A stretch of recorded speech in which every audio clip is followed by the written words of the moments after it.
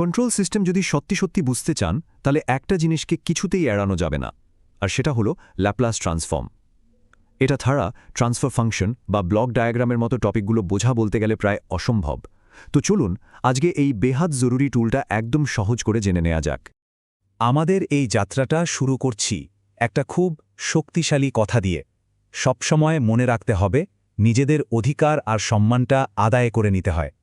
এই আত্মবিশ্বাস নিয়েই চলুন আমরা কন্ট্রোল সিস্টেমের মতো একটা বিষয়কে জয় করার জন্য তৈরি হই। দেখুন, আমাদের কন্ট্রোল সিস্টেমের সিলেবাসে কত কিছু আছে। Frequency domain modelling, time response analysis, steady state error, অনেক কিছু। কিন্তু এই সবগুলোর মূলে একদম গোড়ায় যে জিনিসটা আমাদের জানতেই হবে সেটাই হলো ল্যাপ্লাস ট্রান্সফর্ম। আজকের আলোচনাটা মূলত এই ভিতটাকে পাকা করার জন্যই। আচ্ছা, শুরুতেই একটা কথা পরিষ্কার করে দিই, আজকের এই আলোচনাটা কিন্তু একদম বেসিক লেভেলের। আমরা ভিতটা শক্ত করতে এসেছি। মূল সিলেবাসের গভীরে আমরা এর পরের পর্বগুলো থেকে ডুব দেব। কিন্তু বিশ্বাস করুন, এই বেসিকটা ছাড়া পরের ধাপগুলো বোঝা কিন্তু খুবই কঠিন হয়ে যাবে। তাহলে মনে প্রশ্ন আসতেই পারে, এই ল্যাপ্লাস ট্রান্সফর্ম জিনিসটা আসলে কি? সবচেয়ে সহজ করে বললে এটা একটা ম্যাজিক্যাল ট্রান্সলেটর বা অনুবাদক।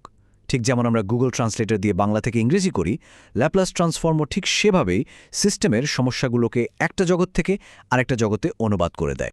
ব্যাপারটা এভাবে ভাবুন, আমাদের কাছে দুটো জগৎ আছে। একটা হলো টাইম ডোমেন, যেটাকে আমরা টি দিয়ে লিখি। এটা হলো আমাদের প্রবলেম ওয়ার্ল্ড, যেখানে সব কঠিন কঠিন সমস্যাগুলো থাকে। আর ল্যাপ্লাস ট্রান্সফর্ম কি করে? সে এই সমস্যাগুলোকে টপ করে তুলে নিয়ে যায় আরেকটা জগতে, যার নাম ফ্রিকোয়েন্সি ডোমেন বা এস ডোমেন। আর এটাই হলো আমাদের সলিউশন ওয়ার্ল্ড, যেখানে গিয়ে সব কঠিন সমস্যার সমাধান খুব সহজ হয়ে যায়। এখন চলুন এর গাণিতিক রূপটা একটু দেখি। দেখতে একটু কঠিন লাগতে পারে, কিন্তু ভয় পাওয়ার কিচ্ছু নেই। সূত্রটা হল L f of t is equal to f of s। এখানে ছোট হাতের f of t হচ্ছে আমাদের টাইম ডোমেইনের সেই সমস্যাটা, আর একে ট্রান্সফর্ম করার পর আমরা যেটা পাই বড় হাতের f of s, সেটা হলো ফ্রিকোয়েন্সি ডোমেইনের সমাধান। আর এই যে s, এটা একটা কমপ্লেক্স ফ্রিকোয়েন্সি ভেরিয়েবল, যা একটা সিগন্যালের বিস্তার আর দোলন দুটো তথ্যই একসাথে ধরে রাখে। এই সূত্রটাই হলো সেই জাদুর কাঠি। কিন্তু কথা হলো, এত ঝামেলার দরকারটা কি? কেন এই এক জগৎ থেকে আরেক জগতে যাওয়া? সরাসরি টাইম ডোমেনে কি সমস্যা সমাধান করা যায় না? প্রশ্নটা কিন্তু খুবই যৌক্তিক, আর এর উত্তরটাই হলো ইঞ্জিনিয়ারিংয়ের আসল মজা। এর কারণটা একদম সোজা সাপটা, এবং এটাই ল্যাপ্লাস ট্রান্সফর্মের আসল জাদু।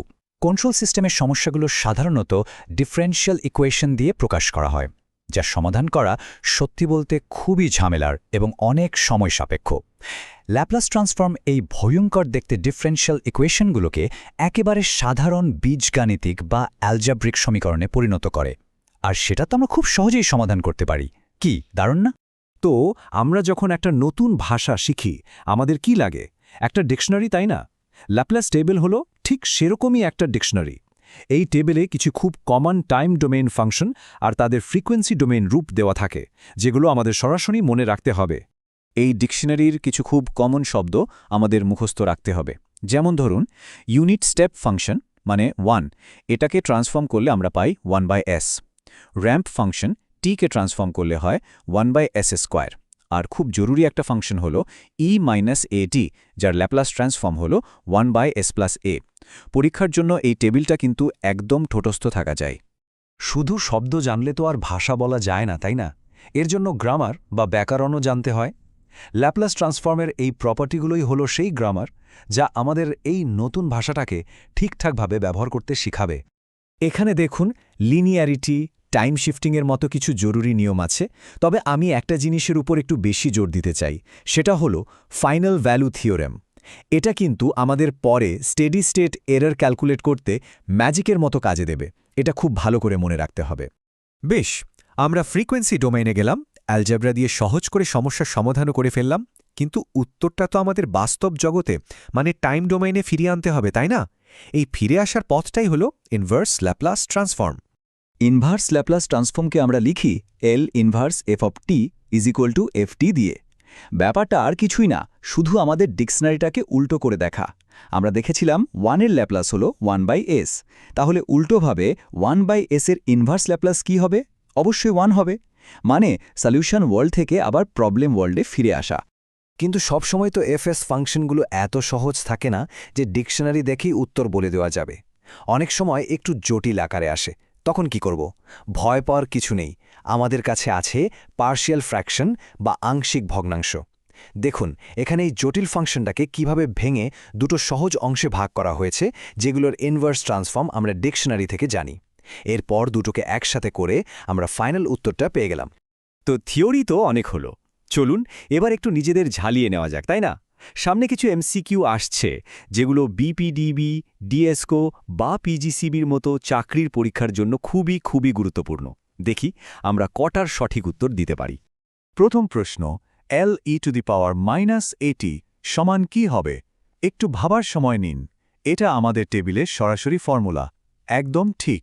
সঠিক উত্তর হল সি, 1/s+a। দ্বিতীয় প্রশ্ন, সাইন ওমেগাটি এর ল্যাপ্লাস ট্রান্সফর্ম কি? এখানে একটা ছোট্ট ট্রিক আছে। সাইনের ক্ষেত্রে ওপরে ওমেগা থাকে আর কোসাইনের ক্ষেত্রে এস থাকে।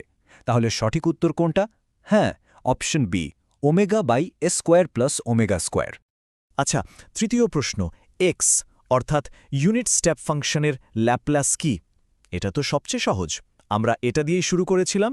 সঠিক উত্তর হল বি, 1/s। 4 নম্বর প্রশ্ন, ল্যাপ্লাস ট্রান্সফর্ম কোন ডোমেনে কাজ করে? আমরা কি আলোচনা করেছিলাম? এটা সমস্যাকে টাইম ডোমেন থেকে নিয়ে যায় ফ্রিকোয়েন্সি ডোমেনে। তাহলে এর কাজের ক্ষেত্র হল ফ্রিকোয়েন্সি ডোমেন। এবং শেষ প্রশ্ন, ফাইনাল ভ্যালু থিওরেমে এস-এর লিমিট কত হয়? মনে রাখবেন, ফাইনাল মানে হলো অনেক সময় পরে, মানে টি ইনফিনিটি। আর এটার জন্য ফ্রিকোয়েন্সি ডোমেনে এসকে শূন্যের কাছাকাছি যেতে হয়। সুতরাং সঠিক উত্তর হল বি, S0। তাহলে আজকের এই আলোচনা থেকে আমরা কি কি শিখলাম এক নজরে দেখে নিই। আমরা জানলাম ল্যাপ্লাস কি, কেন এটা এত কাজের, এর ডিকশনারি বা ট্রান্সলেশন টেবিল আর এর গ্রামার বা প্রপার্টিগুলো সম্পর্কে। পরের পর্বে আমরা কিন্তু কন্ট্রোল সিস্টেমের একদম কোর ল্যাঙ্গুয়েজ অর্থাৎ ট্রান্সফার ফাংশন নিয়ে কথা বলবো। আজকের আলোচনা যদি একটুও কাজে এসে থাকে তাহলে একটা লাইক দিয়ে আমাদের উৎসাহিত করতে পারেন আর চ্যানেলটি সাবস্ক্রাইব করে রাখতে পারেন। আর হ্যাঁ, প্রথম কমেন্টে কিন্তু দরকারি বই আর আমাদের ফেসবুক গ্রুপের লিংক দেয়া আছে, চাইলে জয়েন করতে পারেন। আমাদের মূল মন্ত্র একটাই, আমাদের সাথে থাকুন, শিখুন এবং নিজের জন্য একটা সঠিক কেরিয়ার গড়ুন। সবাই খুব ভালো থাকবেন। আসসালামু আলাইকুম।